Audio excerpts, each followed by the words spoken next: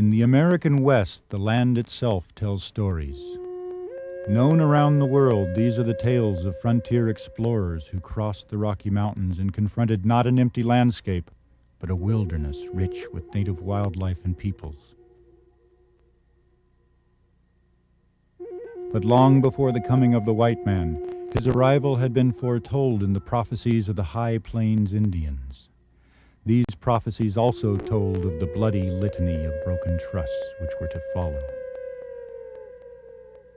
American Indians told other stories, filled with acute observations of natural phenomena and creatures who inhabited their world.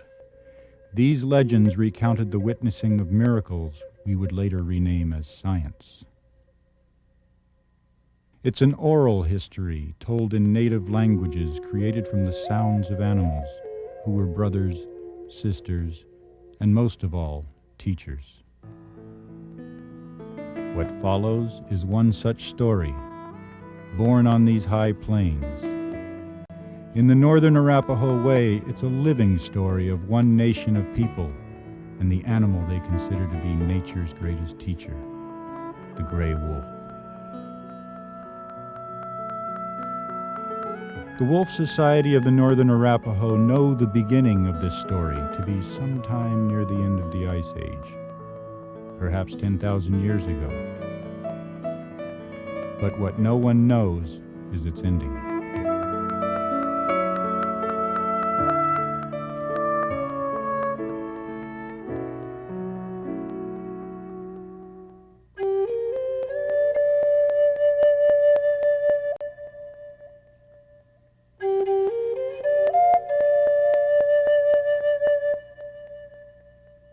At the time of the beginning, the man met the wolf in a storm during the Ice Age. And the blizzard caused them to meet face to face. And there they made friendship because they each realized that they must be together to protect themselves from the elements at that time. And since that time, the wolf has been with American Indian throughout this continent.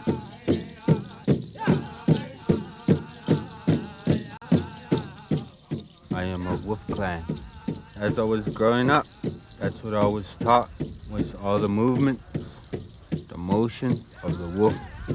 And to me, inside my shell, I am wolf.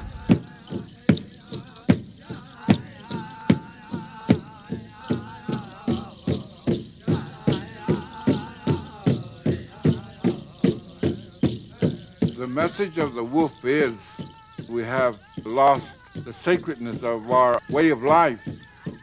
So what we're doing is making an extreme effort to relate these things to the world.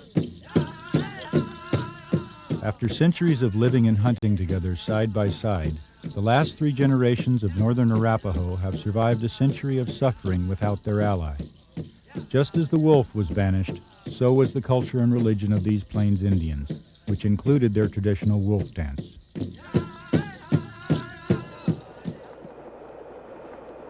We've heard a lot about the wolf to the great north, the gray wolf especially, when he was being annihilated.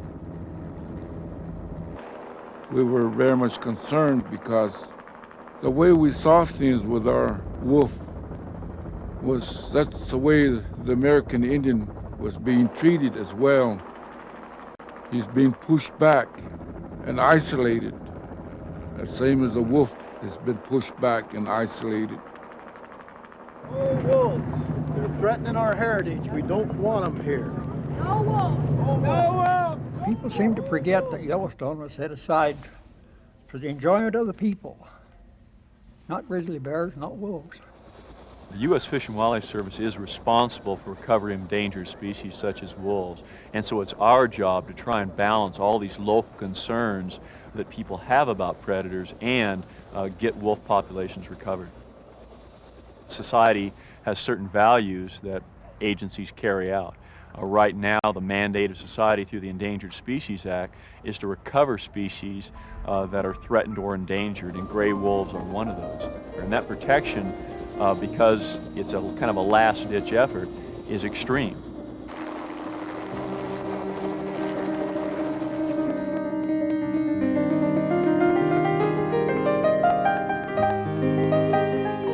this year's long-awaited reintroduction of the gray wolf to Yellowstone National Park, it was time to honor the story of their special relationship with the wolf, despite the public controversy that surrounded its restoration.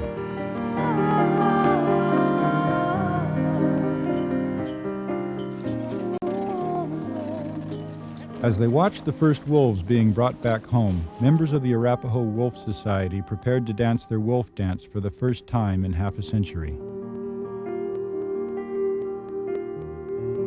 They journeyed north to the Yellowstone from their Wind River Reservation in the month of the falling leaves. It was time for sacred reunification.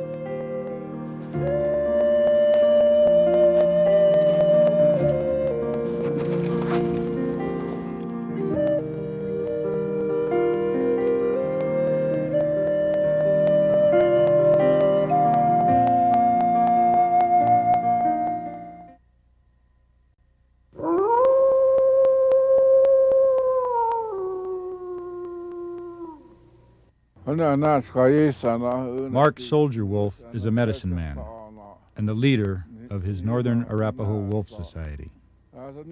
This summons is like, here is this creature coming back, and we need to tell you from this gathering that this animal is here, this creature that we have lost, that we claim him as a brother and as a sister. That's the purpose of this summons as we see it now.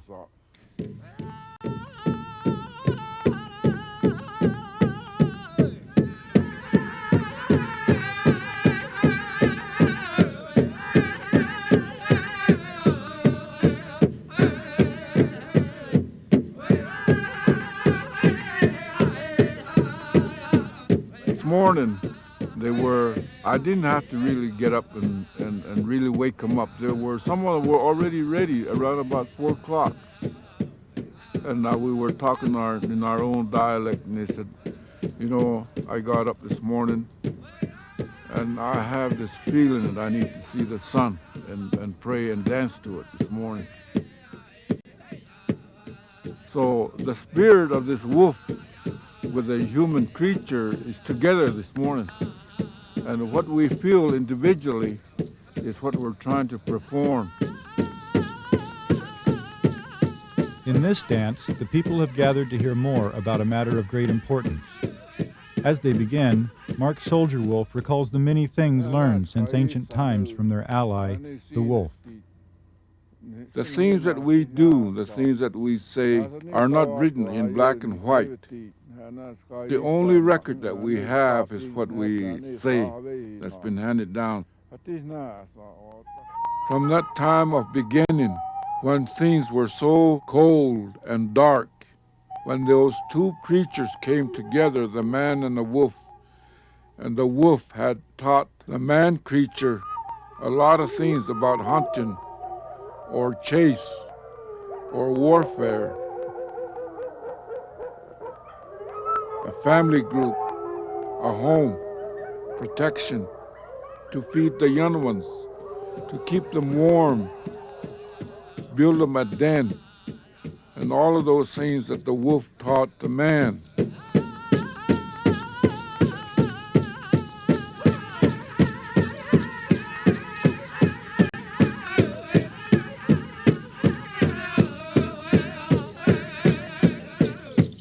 The way we dance, the females, it's like when we turn, it's like, you know, when we get down like this, we have to see where the wolf tracks are going of the little ones. And if they go off, too far off, we have to go down and we have to look for them and see where they're going. The reason why we have to do that is because if we lose one, just one, if he or she wanders off in the pups, we have to answer to my mom and my grandma.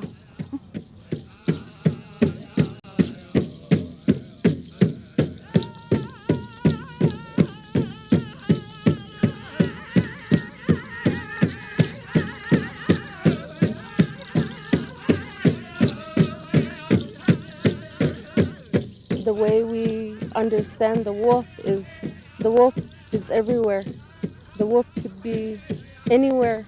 It could be your enemy, it could be your friend, and it's not only a thing, an animal, it's something that's inside you that makes you want to fight back, to come back, to be a whole again.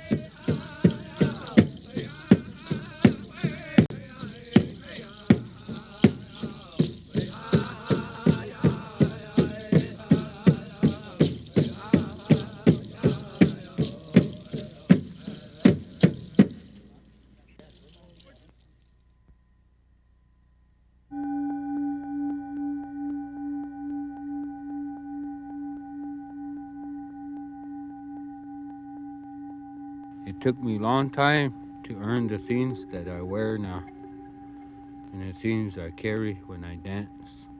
I earned them through vision quest. Annan Soldier Wolf is Mark's fourth son. When I was a little boy, I got hurt. I got very hurt, and I went out by myself. I told nobody what I was going to do or where I was going. I went out and I prayed. I cried, I laughed, I walked around, I ran. This vision came to me, and it was this old wolf. He was hurting, and I was hurting. We came together and we were talking. And to me, it seemed like after we got done talking and everything, it felt like we were whole again. Me and this old wolf. We were once again born, reborn.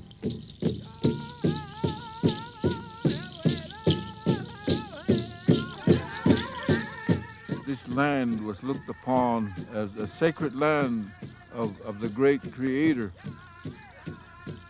And the Creator established animals to be the mediators. And it could be a bear or a little bird, an eagle, a wolf. There's been a lot of strategies that we have tried that have failed because we've lost our ally, which is the wolf. What we're trying to do now is to get back to these things so that the ally will come back in. And we cannot do these things alone as human beings. Part of the wolf's teachings guide the individual, whether young or old, to follow his or her deepest feeling, even great pain, wherever it may lead them. As the lead dancer, Annan conquers his fear as he moves to the center where the cycle of life begins and ends. In his motions, he accepts the new responsibilities he has been given. Wolf medicine has been around since the beginning of time, and it's been passed on to generation to generation. I never thought I'd get this far. I am here now. The old people used to come around and have us sit down beside them. And they tell us these stories about the wolf. Only very few, a handful of our Indian people still remember some of the stories. And the main ones that know these stories are the people that are known as the Wolf Society. They don't pray to the wolf. They call the wolf to have him sit down with a thought so that whatever the wolf is going to sing or how, that message will be called to order so that the sing can be heard for those that wants to hear it.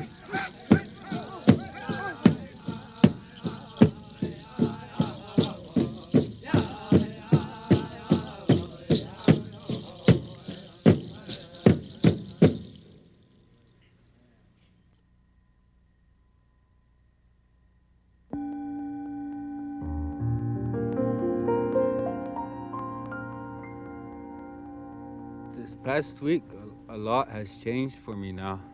There's more responsibility. I finally got me a wolf robe, a real wolf head. I always wanted one all my life, and I never could get one. My dad gave it to me. He's a very special man, and he taught me a lot of things. He taught me how to be happy, how to be sad, how to laugh, how to cry. And in front of all these witnesses, he passed it on. He passed everything on to me. I brought you here, my son, so I can tell you some things. The things that you need to know. You are now a young man. You need to carry on the traditions that I'm about to pass on to you. I want you to take the things that's been given to you, the things that's already yours. But there are more things that will come to you. According to the prophecy, you will carry those traditions on as much as I did. You're young. You're strong. You must pick them up and be brave like the wolf.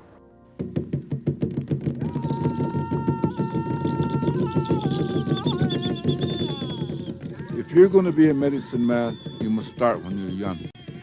There will be a mentor, a tutor, or an educator there to teach you those things at that age, whether it be your grandfather, your uncle, or whatever.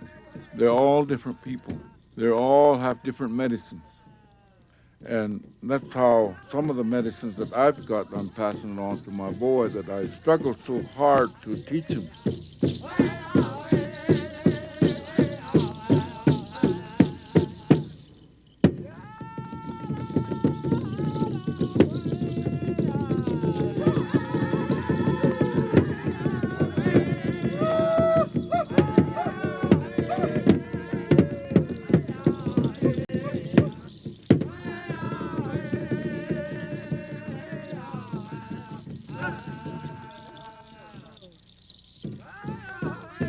In this dance, called the sneak-up dance, the people are preparing for the first attack of a hunt that's already underway.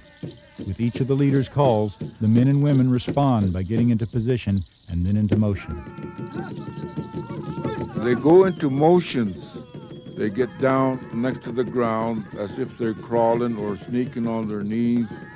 And once in a while they get up and look around, shading their eyes from the light as if they're peering over a rock or a hill or from behind a tree to see what they must hunt or how they're going to best attack.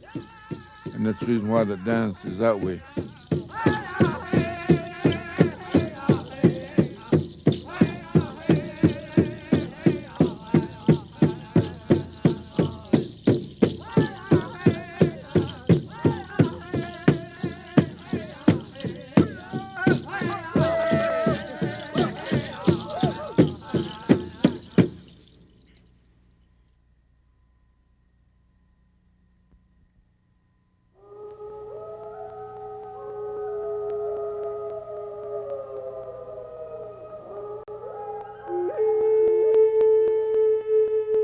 We feel that we have something to contribute to the world and to the people, and it'll still be up to them if they want to accept it or not.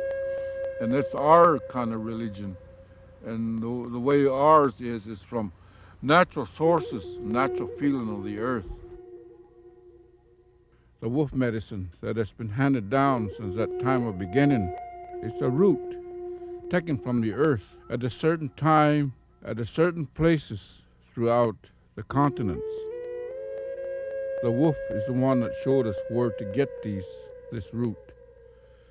So when we are in need, spiritually, physically, or mentally, we use this medicine, the wolf medicine, to meditate with and to partake of during the time of meditation. As of right now, I am a holder of this medicine, and therefore I have the privilege to do what the elders want me to do with this medicine. So this medicine is considered as a healing medicine and a spirit giver as well as a messenger.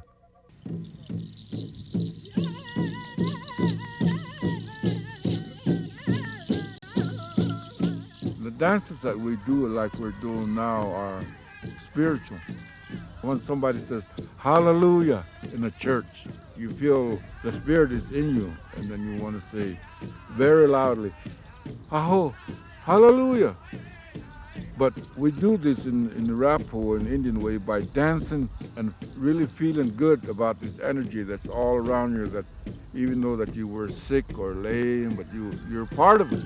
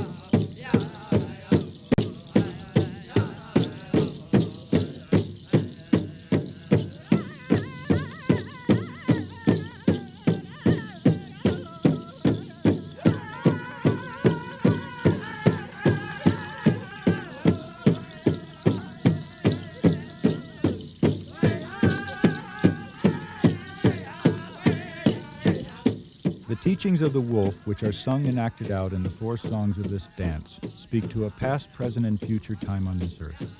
With his return, the Arapaho Wolf Society understands that the wolf has brought to them an urgent message which they believe must be heard by the entire world.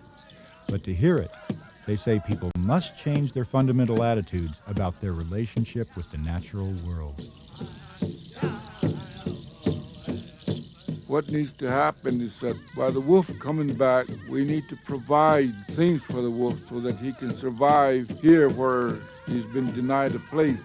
And we want to see these things come back to its normal way of things, where all creatures made by the Great Spirit are all the same. We need to think about the world as what the wolf had prophesied a long time ago, where a self-destruction is inevitable unless we listen to his prophecy now, which will not be the end of things, that this will be a new beginning for everybody, including the creatures that we're trying to protect.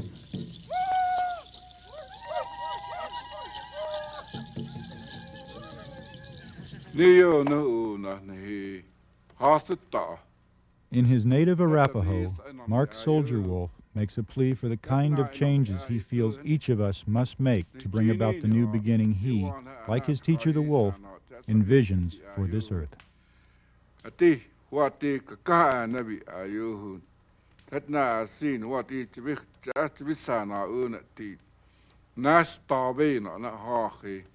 Has nastaben ati ni taban ati ha iyen tatna the one I su. Janai babi san one ati na ti ton.